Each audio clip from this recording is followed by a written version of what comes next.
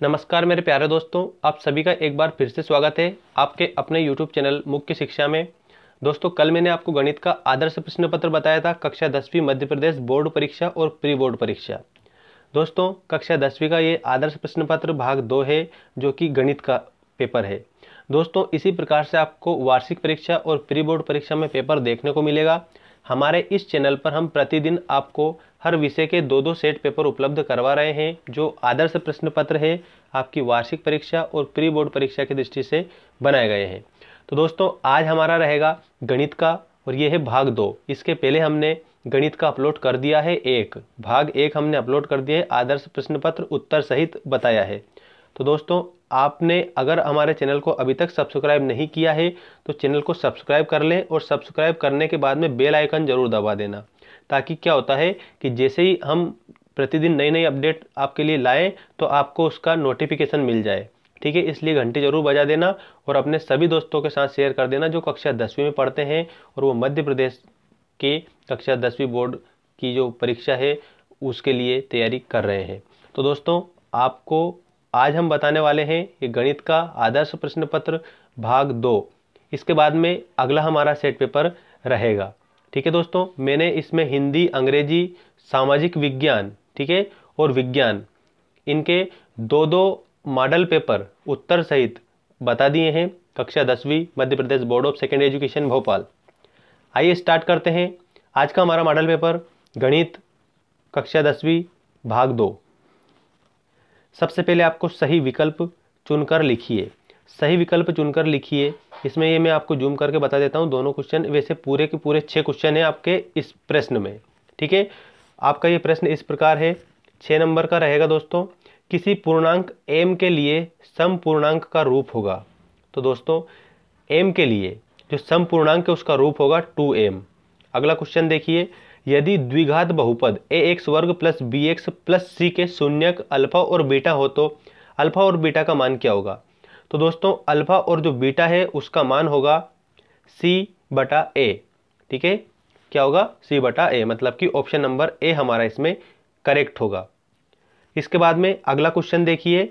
अगला क्वेश्चन क्या दिया है, इसमें आपको ये समीकरण दी है। ठीक है, ये आपको इसमें समीकरण दी है और अब आपको बताना है कि इसका कोई हल होगा या 2 हल होंगे या अनंत हल होंगे या फिर अद्वितीय हल होगा। ये समीकरण मैं आपको पढ़ के बता रहा हूँ। a1/a2 बराबर b1/b2 बराबर नहीं है c1/c2। अगर इस प्रकार की समीकरण हो तो समीकरण निकाय a1x plus b1y plus c1 बराबर 0 तथा a2x plus b2y plus c2 बराबर 0। तो इसमें आपको बताना है क्या इसके 2 हल होंगे, क्या कोई हल नहीं होगा, या फिर अनंत अनेक हल होंगे, या फिर अद्वितीय हल होगा। तो दोस्तों, इसका जो करेक्ट आंसर है ना वो आपका होगा ऑप्शन नंबर बी। इसका कोई भी हल नहीं होगा।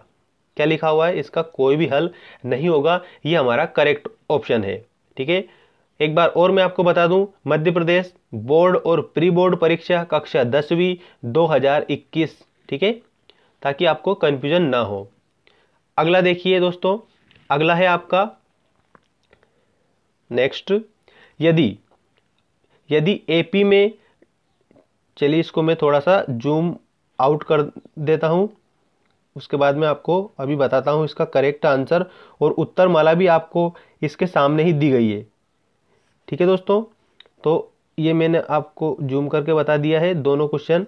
और चलिए अब हम इसको पढ़ते हैं अच्छे से और कंप्लीट करते हैं, और आपको एक एक क्वेश्चन बिल्कुल अच्छे से याद करना है दोस्तों। ठीक है, किसी एपी में यदि d बराबर -4, n बराबर 7 एवं an बराबर 4 हो तो a क्या है। ठीक है, तो a बराबर क्या आएगा, तो उसमें याद रखना 28 आएगा। क्या आएगा दोस्तों, 28 आएगा। अगला है, 2 गोलों के आयतनों का अनुपात 64:27 है तो उनके पृष्ठीय क्षेत्रफलों का अनुपात होगा। जो 2 गोले दे दिए हैं उनका आयतनों का अनुपात क्या है, 64:27, तो उनके पृष्ठीय क्षेत्रफल का अनुपात पूछा है। तो दोस्तों, ये आएगा 16:9, क्योंकि 16 चूक 64 और 9 को 9 2 18, 9 थे 27, 9 तिया 27, तो इसमें करेक्ट आंसर क्या होगा हमारा 16:9। अगला क्वेश्चन देखिए दोस्तों। अगला क्वेश्चन है, यदि किसी घटना की प्रायिकता P है, ये बहुत ही शानदार क्वेश्चन है दोस्तों। यदि किसी घटना की प्रायिकता P है तो इसकी पूरक घटना की प्रायिकता होगी। देखो प्रायिकता पूछी है, प्रायिकता यदि किसी की P है तो इसकी जो पूरक घटना है उसकी प्रायिकता क्या होगी, तो वो होगी 1 - P। क्या होगी दोस्तों, 1 - P होगी। अब हम बात करते हैं रिक्त स्थानों की पूर्ति कीजिए। दोस्तों अगर आपको किसी भी प्रकार की परेशानी हो तो आप मुझे कमेंट करके ज़रूर बता देना कि सर हमें इसमें ये दिक्कत आ रही है, तो उसका आपको सॉल्यूशन बता दिया जाएगा हमारे इस चैनल पर। ठीक है दोस्तों, अब हम देखते हैं रिक्त स्थानों की पूर्ति कीजिए। जो रिक्त स्थान है दोस्तों वो आपके कितने हैं, तो वो भी आपके 6 रिक्त स्थान हैं और 6 रिक्त स्थानों के आंसर मैं आपको बताऊंगा। ठीक है, आप लिख ले, एक एक चीज़ को लिख ले दोस्तों, क्योंकि मोस्ट इंपॉर्टेंट चीज़ें हैं ये और हमारे लिए परीक्षा के लिए अच्छी है, इसलिए आप इसको अच्छे से पढ़े दोस्तों। चलिए रिक्त स्थानों की पूर्ति कीजिए। पहला हम पढ़ते हैं, एक द्विघात समीकरण ax वर्ग प्लस bx प्लस c बराबर 0 में कोई वास्तविक मूल नहीं होते यदि।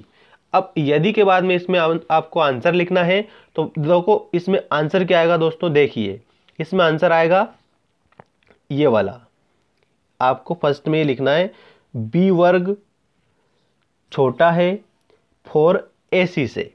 ठीक है, b वर्ग छोटा है 4ac से। चलिए मैं आपको इसी में लिखकर बता देता हूं ताकि कंफ्यूजन ना हो। ठीक है, ये इसी में आपको मैं इसका जो खाली स्थान है ये भर के बता रहा हूं, आप बिल्कुल भी परेशान ना हो। ठीक है, b वर्ग छोटा है 4ac से, ये यहाँ पर आएगा। ठीक है, ये ध्यान रखना दोस्तों। अब हम बात करते हैं अगले खाली स्थान की। अगला जो खाली स्थान है दोस्तों वो आपका इस प्रकार है। ठीक है, ये आपके सारे खाली स्थान और उनके उत्तर भी उनके सामने ही दिए हैं। एक समानांतर श्रेणी का प्रथम पद a तथा सर्वा अंतर d हो तो उसका nवां पद होगा। तो उसका nवां पद होगा a plus n-1 into d। ठीक है, ये वाला आपका nवां पद होगा। तो इस सेकेंड वाले में क्या आएगा, a प्लस n-1 d। अगला देखिए, एक वृत्त की समानांतर स्पर्श रेखाएं हो सकती है। तो एक वृत्त की कितनी, 2 समानांतर स्पर्श रेखाएं हो सकती है। तो इस तीसरे खाली स्थान में 2 आएगा। अगला है कोण वाले त्रिज्यखंड के क्षेत्रफल का सूत्र बताइए। तो ये जो सूत्र दे रखा है फाई 360 डिग्री पाई आर वर्ग। ठीक है, ये पाई आर वर्ग वाला है दोस्तों, अच्छे से इसे कंप्लीट करें। ऑप्शन आपके सामने है, उत्तर भी आपके सामने है।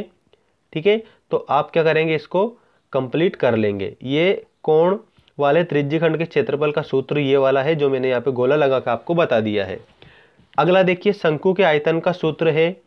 शंकु के आयतन का सूत्र बताइए। अगर इस प्रकार से भी आया तो आप ध्यान रखें, या फिर इसी प्रकार से आया तो आपको ये लिखना है, शंकु का आयतन का सूत्र 1/3 पाई आर वर्ग एच। 1/3 पाई आर वर्ग एच शंकु के आयतन का सूत्र है। अगला है किसी असंभव घटना की प्रायिकता। किसी असंभव घटना की जो प्रायिकता है वो 0 होती है। ठीक है, अब आप क्या करें, इसका स्क्रीनशॉट ले लें। Please take screenshot question and answers. ठीक है, देखिए आप फर्स्ट में क्या आएगा, ये वाला आएगा, सेकंड में ये आएगा, थर्ड में ये आएगा, फोर्थ में ये आएगा, फिफ्थ में ये आएगा और ये 6 में ये आएगा। तो ये दोस्तों आपके खाली स्थान का आंसर है। अच्छे से लिखो दोस्तों, पढ़ो अच्छे से। ठीक है, और अच्छे से परसेंटेज बनाओ, अपने माता पिता का नाम रोशन करो। अब हम बात करते हैं दोस्तों, सत्य असत्य बताइए। ठीक है, सत्य असत्य आपको इसमें लिखना है। तो सत्य असत्य आपके इस प्रकार हैं। ठीक है, पहला देखिए, प्रत्येक पूर्णांक को p/q के रूप में व्यक्त किया जा सकता है जहां p एवं q कोई पूर्णांक है लेकिन q बराबर नहीं है 0 के। तो इसमें आप लिखेंगे सत्य। क्या लिखेंगे, सत्य लिखेंगे। अगला देखिए, एक वास्तविक संख्या के बहुपद px का शून्य कहलाती है यदि p के बराबर 0। तो इसमें भी आएगा दोस्तों सत्य, मतलब कि आपका जो दूसरा दे रखा है दूसरा भी सत्य है, पहला भी सत्य है और दूसरा भी सत्य है। ठीक है, चलो मैं आपको ये पूरा जूम करके अच्छे से बता देता हूँ। ठीक है, पहला जो दे रखा है ये भी सत्य है, दूसरा भी सत्य है। अब हम बात करेंगे, समकोण त्रिभुज का क्षेत्रफल बराबर 1/2 इंटू आधार गुणा शीर्ष लंब होता है। तो इसमें भी दोस्तों इसका जो थर्ड वाला जो दे रखा है ना, इसमें भी हमारा सही होगा, ये भी राइट है। ठीक है, तो इसमें भी हम लिखेंगे सत्य। अब देखिए x1 y1 x2 y2 x3 और y3 शीर्ष वाले त्रिभुज के केंद्रक में निर्देशांक x1 plus x2 plus x3 बटा 3 और y1 plus y2 plus y3 बटा 3 है। तो ये सत्य है या असत्य है? तो ये भी दोस्तों सत्य है। इसमें भी आप क्या लिखेंगे? सत्य लिखेंगे। ठीक है, इसमें भी आप सत्य लिखेंगे। अब हम बात कर लेते हैं अगले का। समरूप वृत्तों के क्षेत्रफल सदैव बराबर होते हैं। समरूप वृत्तों के क्षेत्रफल सदैव बराबर होते हैं? नहीं होते, सदैव बराबर नहीं होते दोस्तों। ठीक है, सदैव मतलब हमेशा। तो समरूप जो वृत्त है उसके जो क्षेत्रफल है सदैव बराबर थोड़ी ना होंगे, अलग अलग हो सकते हैं दोस्तों, तो ये गलत होगा। ठीक है, अगला देखिए, समान प्रेक्षणों के वर्गीकृत एवं अवर्गीकृत आंकड़ों से निकाले गए माध्यकों का मान सदैव समान होता है। समान प्रेक्षण, उसके वर्गीकृत एवं अवर्गित आंकड़े, उससे निकाले गए माध्यकों का जो मान सदैव समान होता है। तो सदैव अगर आ जाए दोस्तों तो ये ध्यान रखना, सदैव, इसमें अधिक से अधिक असत्य होता है सदैव वाली चीजें, क्योंकि हमेशा एक जैसी चीजें नहीं मिल सकती है। ठीक है ना, तो आप यह ध्यान रखना, इसमें भी असत्य होगा। ठीक है, और ये आपका सत्य असत्य के पूरे के आंसर है। और आपको मैं ये जूम आउट करके बता देता हूँ, ये मैंने जूम आउट कर दिया है। अब आप इसका स्क्रीनशॉट भी ले सकते हो, ताकि आपको ये जो दिख रहा है ये वाला पोर्शन, इसमें पूरे तो आपके सत्य और असत्य हैं। आप इसे याद करें अच्छे से और तैयारी जारी रखें। अब हम बात करते हैं सही जोड़ी बनाइए। आपकी जो सही जोड़ी है ये इस प्रकार है। सही जोड़ी बनाइए, इसमें आपको ध्यान रखना है, सबसे पहली जो सही जोड़ी दे रखी है वो देखिए 6 नंबर की जोड़ी, ये ध्यान रखना। आधारभूत अनुपातिक प्रमेय, आधारभूत अनुपातिक जो प्रमेय है वो कौन सी है? तो इसमें आएगा दोस्तों थेल्स प्रमेय। क्या आएगा? थेल्स प्रमेय। अगला है मूल बिंदु से x y के बीच की दूरी। मूल बिंदु से x और y के बीच की जो दूरी है वो होती है x वर्ग प्लस y वर्ग, करणी x वर्ग प्लस y वर्ग, इसका करेक्ट होगा। ठीक है, अब हम बात करते हैं कोसेक 90 डिग्री माइनस थीटा। ठीक है, इसमें क्या आएगा? इसके जस्ट सामने आएगा दोस्तों सेक थीटा। क्या आएगा? सेक थीटा इसमें करेक्ट होगा। अगला देखिए सेक वर्ग थीटा माइनस टेन वर्ग थीटा, इसका क्या आएगा? तो इसका आएगा 1, इसका होगा 1। ठीक है, अगला देखिए 1 प्लस कोट वर्ग थीटा, तो इसमें क्या आएगा? तो दोस्तों आप ध्यान रखें, इसमें आएगा बी वाला कोसेक वर्ग थीटा। क्या आएगा? कोसेक वर्ग थीटा। इसमें आपको ध्यान रखना है, इसमें आएगा बी वाला कोसेक वर्ग थीटा। अगला है L plus कोष्टक F1 minus F0 बटे 2F1 minus F0 minus F2 into H। तो इसमें क्या आएगा? तो इसमें आएगा दोस्तों ये क्या है? ये बहुलक है। क्या है? बहुलक है। अब मैं आपको इसको जितने भी आंसर है इस जोड़ी के ये इसमें नीचे ही दे रखे हैं। ठीक है, पोर्शन आ और बा दोनों देखो, और दोनों के आंसर भी ये नीचे लिखे हुए हैं। देखिए ये उत्तर दे रखा है, सारे का उत्तर दे रखा है, और ये first second third fourth fifth और सिक्स। ठीक है, और उत्तर ये आपको यहाँ दे रखा है। तो आप इसका स्क्रीनशॉट ले लो या फिर लिख लो। ठीक है, पर आपको याद अच्छे से करना है, बस हम तो यही चाहते हैं कि आपको याद हो ये सारी चीज़ें। अगला देखिए, अब इस जोड़ी के बाद में एक शब्द में उत्तर दीजिए। एक शब्द में उत्तर दीजिए, ये वाला आपको बताना है। ठीक है, एक शब्द में उत्तर दीजिए। इसमें भी आपको 6 नंबर का है, मतलब 6 आपको प्रश्न मिलेंगे, 6 प्रश्नों के आपको उत्तर देने हैं। वह समीकरण निकाय क्या कहलाता है जिसका कोई हल ना हो? तो वह असंगत कहलाता है। जब किसी का हल ही ना होगा तो वह समीकरण असंगत ही तो होगा ना, तो इसमें क्या असंगत कहलाएगा। अगला है द्विघात समीकरण ax वर्ग प्लस bx प्लस c बराबर 0 के विविक्तीकर ज्ञात करने का सूत्र लिखिए। द्विघात समीकरण ax वर्ग प्लस bx प्लस c बराबर 0 के विविक्तीकर ज्ञात करने का जो सूत्र है वो है d बराबर b वर्ग माइनस 4ac। d बराबर b वर्ग माइनस 4ac इसका करेक्ट आंसर होगा। अगला क्वेश्चन देखिए, दृष्टि रेखा की परिभाषा लिखिए। तो इसमें आपको बताना है दृष्टि रेखा की परिभाषा। तो परिभाषा क्या है? हमारी आंख से उस वस्तु को जिसे हम देख रहे हैं जोड़ने वाली रेखा दृष्टि रेखा कहलाती है। चलो परिभाषा आप अच्छे से लिखो, इसकी परिभाषा क्या है ये मैं आपको एक बार और अच्छे से पढ़ के बता देता हूँ। दृष्टि रेखा की परिभाषा आपको अभी याद हो जाएगी। हमारी आंख से, ये दे रखा है यहाँ पे उत्तर, हमारी आंख से उस वस्तु को जिसे हम देख रहे हैं जोड़ने वाली रेखा दृष्टि रेखा कहलाती है। हमारी आंख से उस वस्तु को हम जो देख रहे हैं उस वस्तु को जोड़ने वाली जो रेखा है वो दृष्टि रेखा कहलाती है। ठीक है, अब हम बात कर लेते हैं अगले क्वेश्चन की। दृष्टि रेखा के बाद वाला जो क्वेश्चन है अब वो देखते हैं और उसका उत्तर भी देखिए। किसी वृत्त पर कितनी स्पर्श रेखाएं खींची जा सकती है? किसी वृत्त पर कितनी स्पर्श रेखाएं खींची जा सकती है? तो उसमें अनंततः अनेक, ठीक है, अनंतशः अनेक, आपको ध्यान रखना है, अनेक रेखाएं खींची जा सकती है किसी वृत्त पर, स्पर्श रेखाएं अनंत, ठीक है, अनंतशः अनेक। और माध्यिका का सूत्र लिखिए, तो ये माध्यिका का सूत्र है, माध्यिका बराबर L प्लस N2 - CF बटे FI इंटू H। ये दोस्तों माध्यिका का सूत्र है। अगला है निश्चित घटना की प्रायिकता लिखिए। अगर कोई घटना निश्चित है तो उसकी प्रायिकता क्या है? 1 है। निश्चित घटना की अगर कभी भी प्रायिकता पूछ ली जाए तो आप इसमें यह जरूर करेक्ट करेंगे कि 1 है। निश्चित है तो निश्चित अगर घटना बता दी है तो उसकी प्रायिकता 1 होगी। ठीक है, निश्चित घटना की जो प्रायिकता है वो 1 होती है।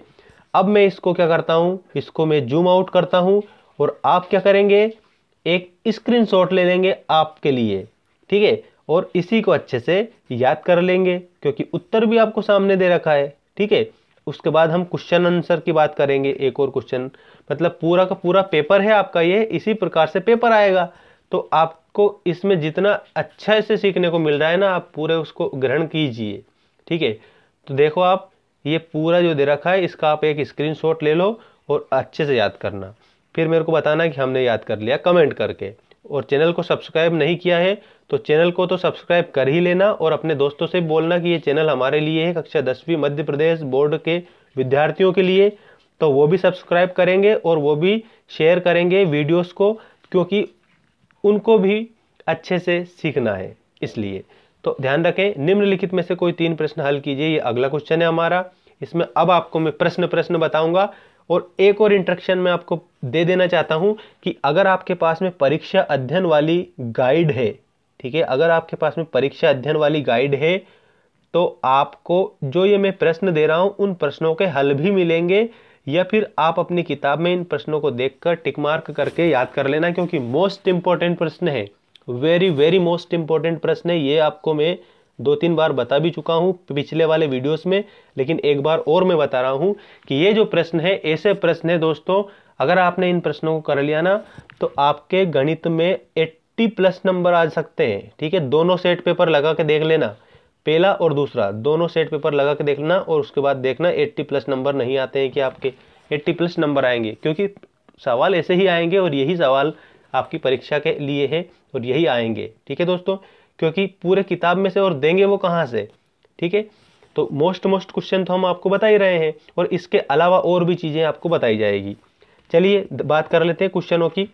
26 और 91 के HCF और LCM ज्ञात कीजिए तथा इसकी जांच कीजिए कि 2 संख्याओं का गुणनफल HCF इंटू LCM है। ठीक है, अगला क्वेश्चन देखिए। अच्छा, एक और चीज़ मैं इसमें इंक्लूड कर देता हूं दोस्तों कि जो ये पृष्ठ संख्या दे रखी है ना, पृष्ठ संख्या 35 पर प्रश्न 3 का फर्स्ट देखें तो ये किसके लिए है? ये है जो आपकी परीक्षा अध्ययन है, परीक्षा अध्ययन का पेज है ये, उसमें आपको ये इसका उत्तर भी मिल जाएगा। लेकिन ये क्या है, मॉडल पेपर है, इसलिए सारे प्रश्नों के जितने भी प्रश्न हैं उन प्रश्नों का पूरा पेपर टाइप बना के आपको बता दिया है। अब आपकी एक जिम्मेदारी ये बनती है कि इसको आप क्या करें, अच्छे से लिख लें या फिर इसका स्क्रीनशॉट ले लें या टिक लगा लें अपनी किताब में, लेकिन याद जरूर इन क्वेश्चनों को याद जरूर कर लेना। अगला देखिए, द्विघात व्यंजक x वर्ग -3 के शून्य ज्ञात कीजिए और शून्यकों तथा गुणांकों के बीच संबंध की जांच कीजिए। अगला है 2 संपूरक कोणों में बड़ा कोण छोटे कोण से 18 डिग्री बड़ा है, उन्हें ज्ञात कीजिए। ये 3 क्वेश्चन आपको इसमें हल करने हैं और दिए कितने, 5 क्वेश्चन दिए हैं। ठीक है, 5 क्वेश्चन दिए, हल कितने करने हैं, 3 क्वेश्चन हल आपको करने हैं। अगला देखिए, 2 ऐसे क्रमगत विषम धनात्मक पूर्णांक ज्ञात कीजिए जिनके वर्गों का योग 290 हो। दो ऐसे क्रमागत विषम धनात्मक पूर्णांक ज्ञात करना है आपको जिनके वर्गों का योग 290 हो। अगला है उस एपी का 31वां पद ज्ञात कीजिए जिसका 11वां पद 38 है और 16वां पद 73 है। ठीक है, उस एपी का 31वां पद आपको ज्ञात करना है जिसका 11वां पद 38 है और 16वां पद 73 है। ठीक है, अब हम बात करते हैं क्वेश्चन नंबर 7 की। क्वेश्चन नंबर 7 में क्या दे रखा है मेरे प्यारे दोस्तों, आपको इसमें बता देता हूं। इसमें भी आपको कोई 3 प्रश्न हल करना है, 3 नंबर का है, 3 3 9। ठीक है, अब देखिए ABC एक समद्विबाहु त्रिभुज है जिसका कोण C समकोण है। सिद्ध कीजिए कि AB वर्ग बराबर 2AC वर्ग। ठीक है, इसको आपको सिद्ध करना है, ये एक प्रमेय है। अगला देखिए, बिंदु A के निर्देशांक ज्ञात कीजिए जहां AB एक वृत्त का व्यास है जिसका केंद्र 2-3 तथा B के निर्देशांक 1/4 है। अगला क्वेश्चन देखिए, सर्व समीका दी गई है। इस सर्व समीका को आपको क्या करना है, हल करना है। सर्व समीका करनी 1 + sin A बटे 1 - sin A बराबर sec A + tan A को सिद्ध कीजिए जहां वे कोण जिसके लिए व्यंजक परिभाषित है न्यून कोण है वो। ठीक है, अगला क्वेश्चन मीनार वाला है दोस्तों। मीनार वाला क्वेश्चन देखो आप, मीनार वाला सिंपल सरल क्वेश्चन। मीनार के आधार से और एक सरल रेखा में 4 मीटर और 9 मीटर की दूरी पर स्थित दो बिंदुओं से मीनार के शिखर के उन्नयन पूरक कोण है। सिद्ध कीजिए कि मीनार की ऊंचाई 6 मीटर है। ये आपको सिद्ध करना है। अगला क्वेश्चन देखिए, 5 सेंटीमीटर त्रिज्या वाले एक वृत्त के बिंदु P पर स्पर्श रेखा PQ 0 से जाने वाली एक रेखा से बिंदु Q पर इस प्रकार मिलती है कि Q बराबर 12 सेंटीमीटर और PQ की लंबाई ज्ञात करना है। ठीक है, PQ की आपको लंबाई ज्ञात करना है। इसके बाद में आपको बता रहा हूं मैं क्वेश्चन नंबर 8। क्वेश्चन नंबर 8 इसमें दिया है 5 सेंटीमीटर त्रिज्या के एक वृत्त पर ऐसी दो स्पर्श रेखा खींची जो परस्पर 60 डिग्री के कोण पर झुकी हो। रचना का औचित्य भी दीजिए। नेक्स्ट क्वेश्चन है, त्रिज्या 4 सेंटीमीटर वाले एक वृत्त के त्रिज्यखंड का क्षेत्रफल ज्ञात कीजिए जिसका कोण 30 डिग्री है तथा साथ ही संगत दीर्घ त्रिज्यखंड का क्षेत्रफल भी ज्ञात कीजिए। अगला क्वेश्चन देखिए, अगला क्वेश्चन आपको इस प्रकार से बताया गया है, दवा का एक कैप्सूल एक बेलन के आकार का है जिसके दोनों सिरों पर एक एक अर्धगोला लगा हुआ है। कैप्सूल की लंबाई 14 मिलीमीटर है और उसका व्यास 5 मिलीमीटर है। तो इस पृष्ठीय क्षेत्रफल की, इसका जो पृष्ठफल क्षेत्रफल है वो आपको ज्ञात करना है। क्या ज्ञात करना है, पृष्ठीय क्षेत्रफल। ये वाला दे रखा है, पृष्ठीय क्षेत्रफल आपको क्या करना है, ज्ञात करना है। पूरा आपको इसको अच्छे से करना है कंप्लीट। ठीक है, ये पूरा आपको अच्छे से कंप्लीट करना है। चलिए नेक्स्ट देखिए, अगला जो दिया है वो क्वेश्चन आपका इस प्रकार है। ये क्वेश्चन पढ़िए ध्यानपूर्वक, चाहे कितना ही बड़ा हो क्वेश्चन लेकिन वो उसका आंसर बिल्कुल जरा सा निकलेगा। खोदा पहाड़ निकली चुईया वाली बात है। तो ये प्रश्न देखिए, जल्दी से मैं आपको पढ़ के बता देता हूँ। एक गोलाकार कांच के बर्तन की एक बेलनाकार गर्दन है जिसकी लंबाई 8 सेंटीमीटर है और व्यास 2 सेंटीमीटर है, जबकि गोलाकार भाग का व्यास 8 सेंटीमीटर है। इसमें भरे जा सकने वाले पानी की मात्रा मापकर एक बच्चे ने यह ज्ञात किया कि इस बर्तन का आयतन 345 सेंटीमीटर क्यूब है। जांच कीजिए कि इस बच्चे का उत्तर सही है या नहीं। ये मानते हुए कि उपरोक्त मापन आंतरिक मापन है और पाई बराबर 3.14, मतलब इसमें पाई का मान भी दिया है 3.14। अब अगला क्वेश्चन मैं आपको बता रहा हूं, आप स्क्रीनशॉट ले ले तब तक इसका। चलिए अगला क्वेश्चन देखते हैं। ये 5 नंबर वाला क्वेश्चन देखिए। इस 5 नंबर वाले क्वेश्चन में क्या दिया है, विद्यार्थियों के एक समूह द्वारा मोहल्ले के 20 परिवारों पर किए गए सर्वेक्षण के परिणाम स्वरूप विभिन्न परिवारों के सदस्यों की संख्या से संबंधित आंकड़े प्राप्त हुए हैं। ये परिवार की माप है, ये परिवार की संख्या है और इन आंकड़ों के आधार पर आपको बहुलक ज्ञात करना है। क्या ज्ञात करना है, बहुलक ज्ञात करना है। इसका हल आपको मिलेगा 172 पेज नंबर पर आपकी परीक्षा अध्ययन में प्रश्न नंबर 4। अगला क्वेश्चन है, 20 बल्बों के एक समूह में 4 बल्ब खराब है। इस समूह में से एक बल्ब यादृच्छिक निकाला जाता है, इसकी क्या प्रायिकता है कि बल्ब खराब होगा। ठीक है, इसमें आपको प्रायिकता ज्ञात करनी है। अगला क्वेश्चन बता दूं तब तक आप स्क्रीनशॉट ले सकते हैं इसका। चलिए अब मैं अगले क्वेश्चन की ओर बढ़ता हूं। प्रश्न नंबर 9 देखिए। प्रश्न नंबर 9 देखिए। प्रश्न नंबर 9 में दोस्तों आपको दिया गया है कि सबसे पहला क्वेश्चन देखिए, 4-4 नंबर का है ये, तो सारे 4 प्रश्न आपको हल करना है और 4-4 नंबर के। इस प्रकार से 4 × 4 = 16 नंबर के हो जाएंगे। सिद्ध कीजिए कि कर्णी 3 एक अपरिमेय संख्या है। कर्णी 3 एक अपरिमेय संख्या है, ये आपको सिद्ध करना है। अगला है एक द्विघात बहुपद ज्ञात कीजिए जिसके शून्यकों के योग तथा गुणनफल क्रमशः दी गई संख्या है। अब आपको एक द्विघात बहुपद ज्ञात करना है जिसके जो शून्यक है उनका योग और गुणनफल क्रमशः 1 और 1 है और 4 और 1 है। अगला क्वेश्चन है आफ्ताब अपनी पुत्री से कहता है 7 वर्ष पूर्व में तुमसे 7 गुनी आयु का था, अब 3 वर्ष बाद में तुमसे केवल 3 गुनी आयु का रह जाऊंगा, क्या यह मनोरंजक है? इस स्थिति को बीजगणितीय एवं ग्राफी रूपों में व्यक्त कीजिए। बीजगणितीय और ग्राफी रूपों में आपको इसको व्यक्त करना है। नेक्स्ट क्वेश्चन देखिए, अगला क्वेश्चन क्या है। अगला क्वेश्चन आपका इस प्रकार है दोस्तों, 2 पानी के नल एक साथ हौज को 9 सही 3/8 घंटों में भर सकते हैं। बड़े व्यास वाला नल हौज को भरने में कम व्यास वाले नल से 10 घंटे कम समय लेता है। प्रत्येक नल द्वारा अलग से हौज को भरने का समय ज्ञात कीजिए। इसके बाद अगला क्वेश्चन देखिए। अगला क्वेश्चन क्या दिया है, मैसूर और बेंगलोर के बीच 132 किलोमीटर यात्रा करने में एक एक्सप्रेस गाड़ी सवारी गाड़ी 1 घंटा कम समय लेती है। मध्य के स्टेशनों पर ठहरने का समय ध्यान न लिया जाए यदि एक्सप्रेस रेलगाड़ी की औसत चाल सवारी गाड़ी की औसत चाल से 11 किलोमीटर प्रति घंटा हो तो दोनों रेलगाड़ी की औसत चाल ज्ञात कीजिए। इसमें आपको ये जो सवाल दिया है ना, इसमें आपको रेलगाड़ी की औसत चाल ज्ञात करनी है। क्या ज्ञात करनी है? औसत चाल। और इसमें आपको हौज कितने समय में भरेगा ये ज्ञात करना है। अब हम बात करते हैं अगले क्वेश्चन की। अगला जो क्वेश्चन है दोस्तों वो आपका इस प्रकार है। ये है आपका अगला क्वेश्चन, किसी एपी के चौथे और 8वें पदों का योग 24 है तथा छठे व 10वें पदों का योग 44 है। एपी के प्रथम 3 पद ज्ञात कीजिए। प्रथम 3 पद ज्ञात करना है। कितने? प्रथम 3 पद। अब देखिए क्वेश्चन नंबर 10। ठीक है, क्वेश्चन नंबर 10 देखिए दोस्तों, और इसके बाद हम आपको और एक बहुत ही अच्छी चीज बताने वाले हैं जो आपकी प्री बोर्ड और बोर्ड परीक्षा के दृष्टि से वेरी वेरी मोस्ट इंपॉर्टेंट होने वाली है। ठीक है,